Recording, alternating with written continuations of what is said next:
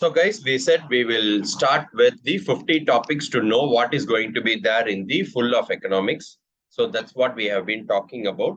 When we were talking about the 50 topics, we already said this is going to be very crucial apart from what we have already discussed.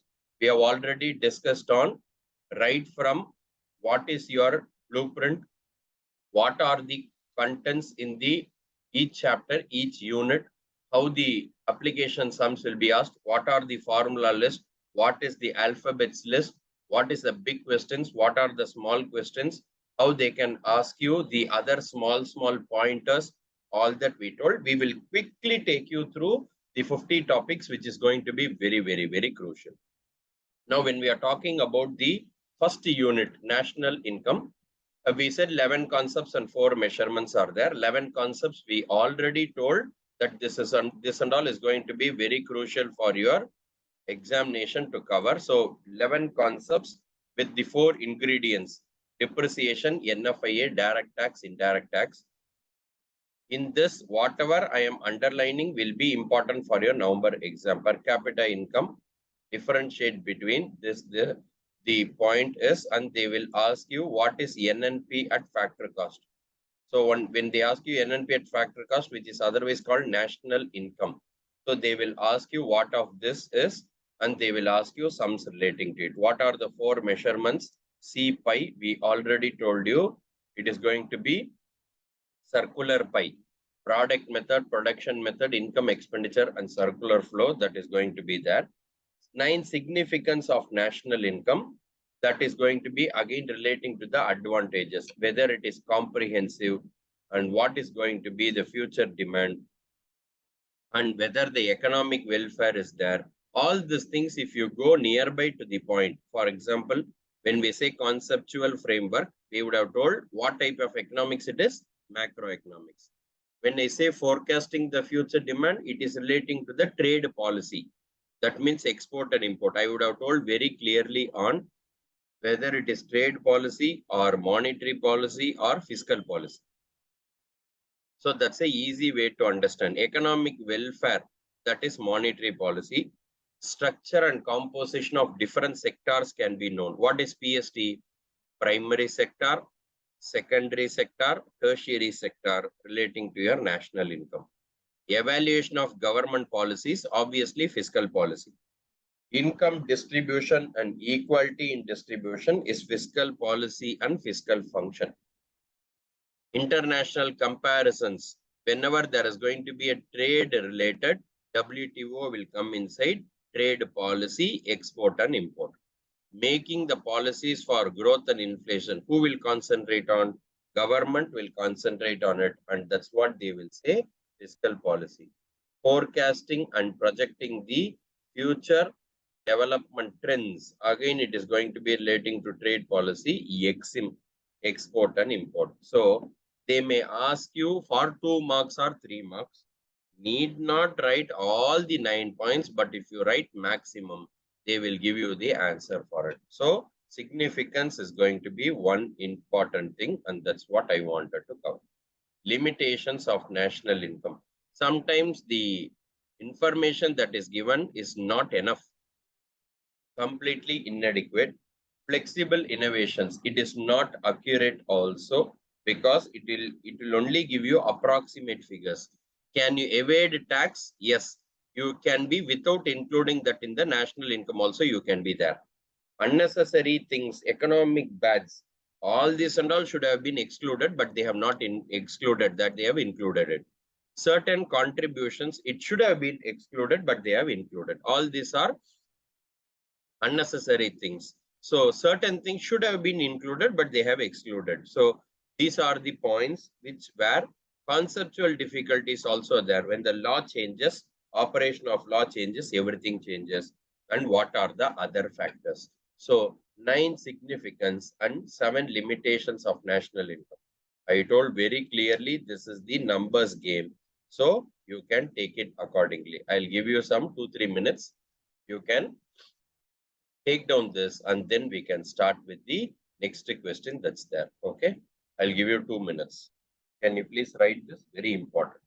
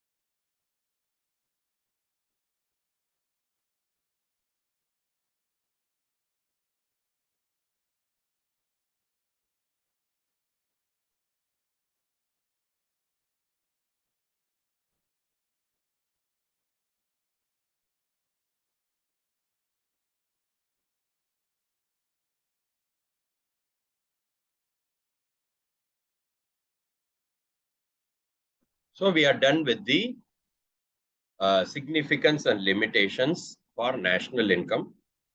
Next, Keynesian theory, we have already told 2-sector, 3-sector, 4-sector model and investment multiplier, consumption, investment, government, exports and imports. 2-sector model, 3-sector and 4-sector, we have already told.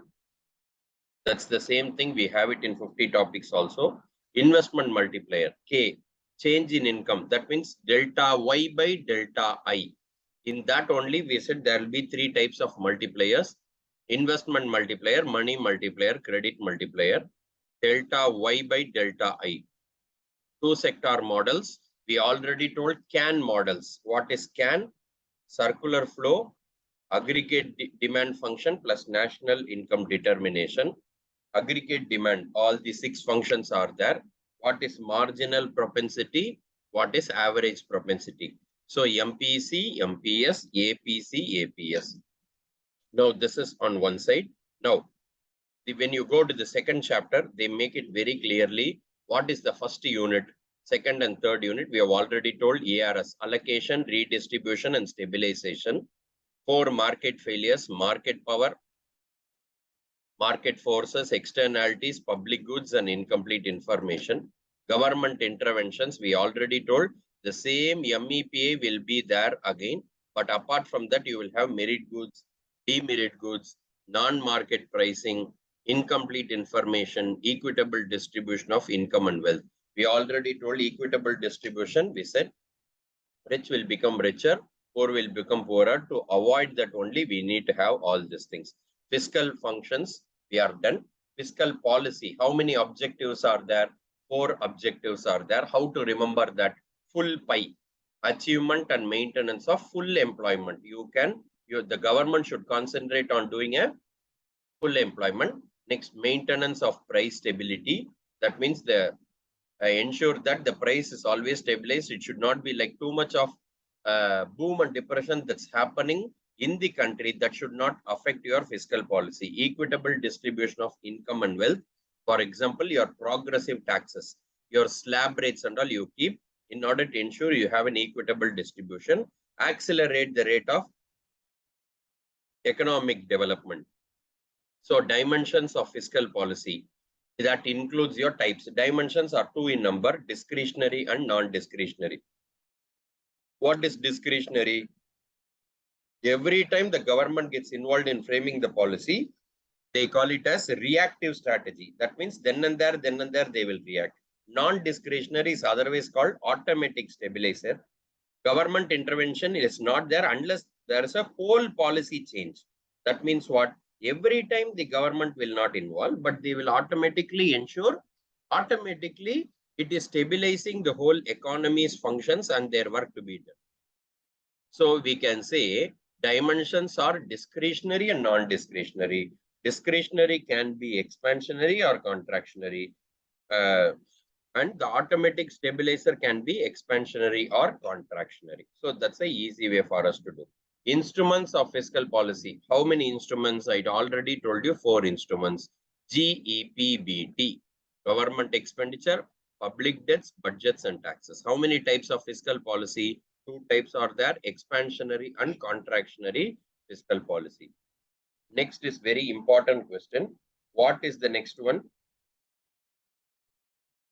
So the next one is going to be fiscal policy for reduction of inequality in income and wealth. What is going to be there? 2 PDF with 5 years. What is the 2 PDF with 5 years? That's going to be what? That's going to be the mnemonic. What is 2P? Progressive direct tax system, carefully planned public expenditure policy.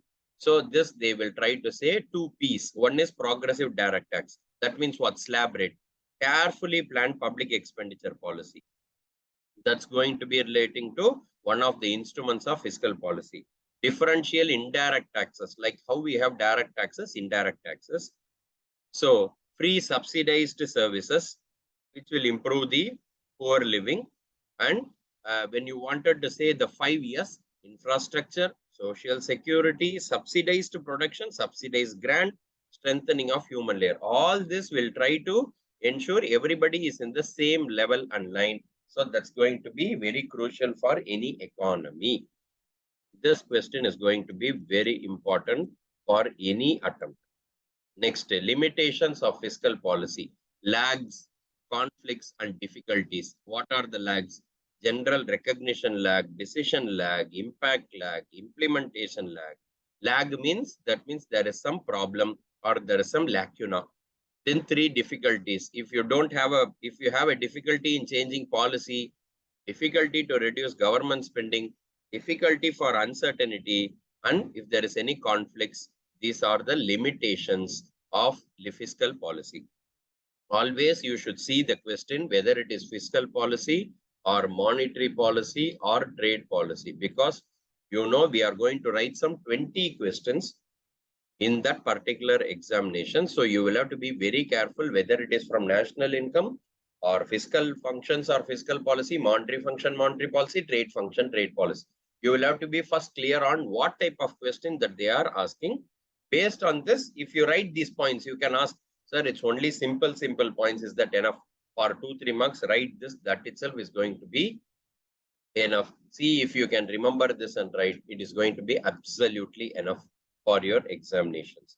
Crowding out, very simple. When too much of crowding has happened and if the private is not able to manage, government will take the private's position to manage the public. So that is what they will say, crowding out. Private spending is said to be crowded out. In simple words, private could not manage the public. Government will handle. So government will give something to the private and say, handle this. If private can manage only till a certain limit, if they are not able to go beyond a certain limit, what they will happen? They will give it back to the government and government will take it forward. This is called crowding out. Too much crowd in your private, so public is taken by government. So theory of demand and supply. What are the basic functions and characteristics of money is very important. 6 theories are there. CSK, IFB. 6 heads of questions are there, which is in concept of supply. What did I write here? I said listing alone is enough. No explanation is required. 2 marks you will try to get it. What are the basics of supply? Sources, measurement, determinant. What is money multiplier? What is credit multiplier? We already told the formula relating to it. So this they will try to ask you. All these are only 2 points. That's going to be very important. Are we clear? Excuse me. So what is monetary policy? 6 heads of questions that's there. Monetary policy, the monetary policy framework, objectives, analytics, and operating procedure. What are the functions of money? We call it as MUM. What is MUM? A good money will always be a medium of exchange, unit or a standard of deferred payment, and common measure or denominator of value. So they will say MUM, and that's what is easy to be remembered.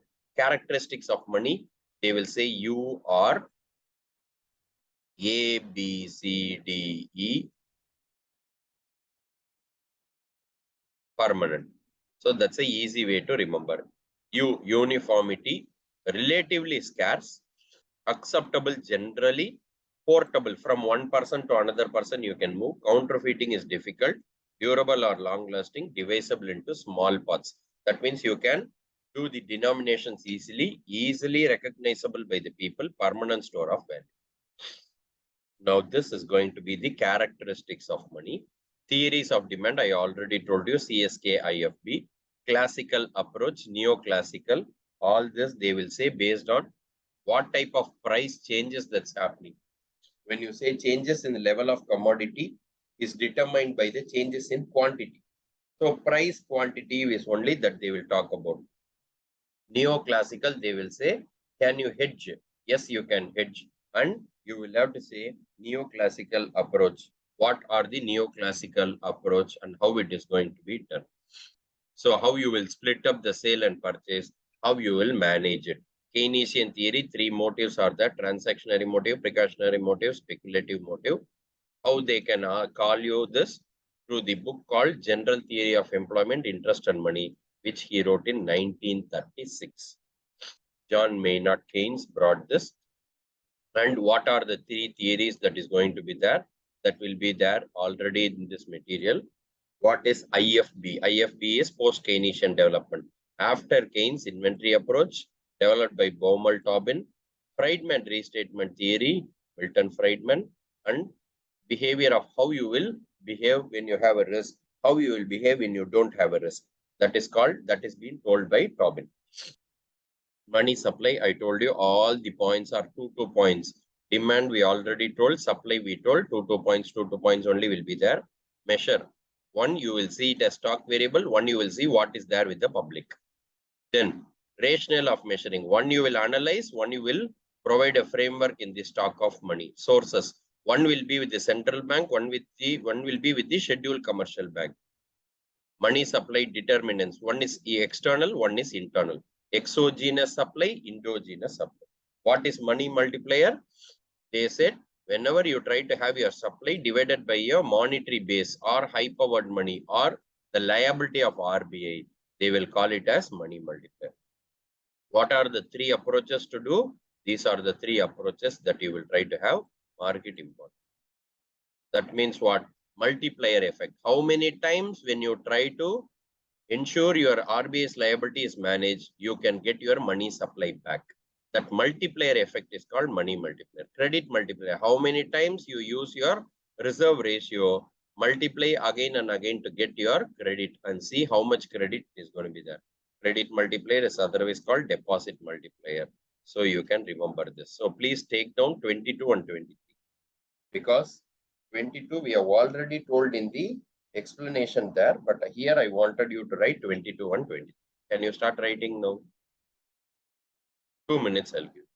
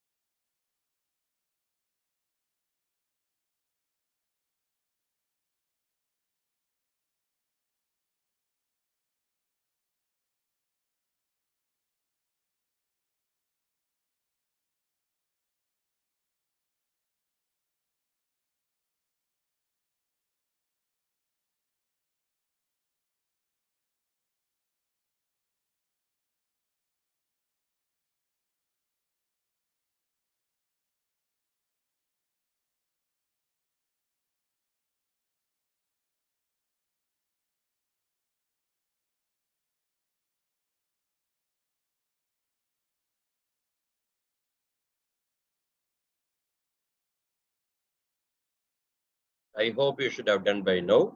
So money multiplier and credit multiplier, that's done. Next is monetary policy. Did we talk about fiscal policy all this time? Yes. Monetary policy, again, monetary authority is RBI. What are the programs of actions that will be controlling and regulating the demand?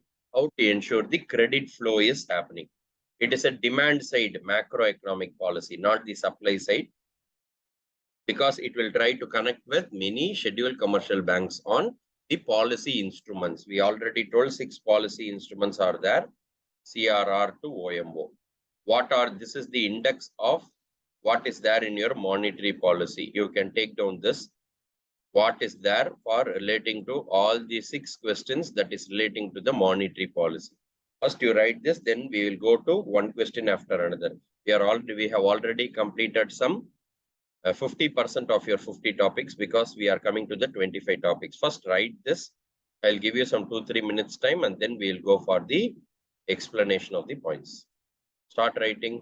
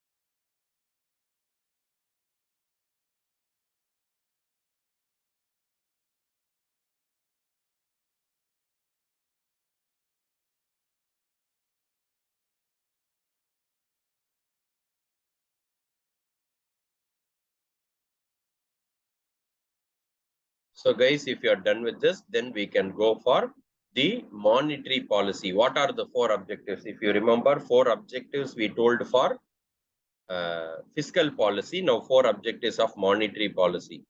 How you will moderate the structure of interest rates, adequate flow of credit, we have already told, economic growth and economic efficient market for government securities. Normally, these are the 4 objectives which the RBI will concentrate. Then obviously interest they will concentrate, exchange rate, what is the quantity of instruments, what is the asset from the RBI's angle. 4 analytics, analysis of when you wanted to prepare a monetary policy, all this will be considered. 2 operating procedures, operating target, intermediate target, and 6 instruments. We have already told what is the direct instrument, what is indirect instrument. So this is what we have already told yesterday or the previous session when we wanted to cover up this. So when we said direct, indirect, all these both are direct and this is going to be indirect instruments. So this we wanted to cover, saying next flow for you to go inside between RBI and SEB, RBI and government, RBI and market. Monetary policy framework agreement, they wanted to bring it in 2016. They brought monetary policy framework agreement. They brought monetary policy committee to ensure that there is a proper liaison between RBI and government of India. They say it's an agreement reached between government of India and RBI to reach the maximum tolerable inflation rate, and they should maintain the price stability. Now 4% is the average that they try to do. Every 6 months they will publish a report and say this is what is the percentage that is maintained between these 2 people. Then for that committee, there will be RBI governor 1, deputy governor 1, RBI board 1, then central government. So totally 6 members will be there. 3 RBI and 3 government. They will ensure they will incorporate all these things that we have already told you. So you can remember DOAR. So all these 5 points they will do. And as per the what act, I already told you as per the RBI Act. What is chapter number 4? I told you MAC-HN, mercantilism, absolute comparative advantage, texture, all-in, and new trade theory. These are the 5 theories that's there. Instruments, import and export. This is very crucial. When they say tariff, 2 important tariffs are there. What are the 2 important tariffs? We call it as AS. What is AS? Ad valorem and specific tariff. AS, ad valorem. Other tariffs are mixed tariff, compound tariff, escalator tariff and all. Other than that means, other than tariffs means they say non-tariff. What are non-tariffs? They call it as sanitary and phytosanitary measure, technical barriers to trade. See all these things that I have told here. So you can easily take it forward. So sanitary and phytosanitary, technical barriers to trade. I am not explaining all this because this is not the full revision class. I'm telling you what you will have to study for your exam. So import quota, rules of origin, TRIM, they call it as TRIMs, trade related aspects of investment measures and embargoes. So what are the other tariffs? I have striked half of them because it's not important for your exam. What is important, I will take mixed tariff, compound tariff, technical rate, most favored nation, escalator tariff, and tariff as a response. They will concentrate on saying what is anti-dumping duty, what is your countervailing duty. So that they will try to ask you. Then the effects of tariff, it is only for you to glance. I would have already told to glance. So it is very simple. You can glance from the material. Non-tariff, technical, non-technical, we already told you. All this we already said it is going to be there. Export related measures, I told you it is BEER. That means to reduce the export and promote the domestic. RTA, RGU, WT is trade negotiation, regional trade agreements. So many types of agreements will be there. You will have to list down. GATT, what is the important question? Why GATT lost its relevance in 1980? Very important question. World Trade Organization, 5 questions are there. Any one they will ask you in the examination. What is your objective of WTO? What is the structure, principles, agreements, and limitations? What is the 9th round of multilateral negotiation? Then 13 and 14 only is pending. 2 types are there, direct quote, indirect quote. So when we say direct quote, we are going to talk about $1 is 75 rupees. So directly with one foreign currency, number of units of local currency, which is called European currency quotation. Opposite is indirect quote. What INR is, how many US dollar? What are the two regimes? Fixed, floating exchange rate. What are the two forms? Nominal exchange rate, real exchange rate. What are the two changes? Depreciation, appreciation. What are the two adjustments? Revaluation, devaluation. All this, if you write 2 points, it is going to be perfect for us to know what is there for your 13th chapter. 14th chapter, types of foreign capital. We already told there are 5 in number. Foreign aid or assistance. That means what? You are going to a foreign country and investing there. What type of capital you will try to do? Borrowings, any deposit from NRI, any investments that you are trying to do. What is investment? FDA and FPA. If you remember, we already covered what is the difference between FDA and FPA easily with the differentiate between. So you should have understood it. What are the modes of FDA? You can open a subsidiary or associate company in the foreign company. You can inject equity in the overseas company, get a substantial acquisition interest. You can do merger and acquisition. You can do joint venture. You can do greenfield investment. Greenfield investment means here you have not invested anything. Directly in the foreign country, you invest, it's going to be there. Next, what are the benefits? You can glance all these points.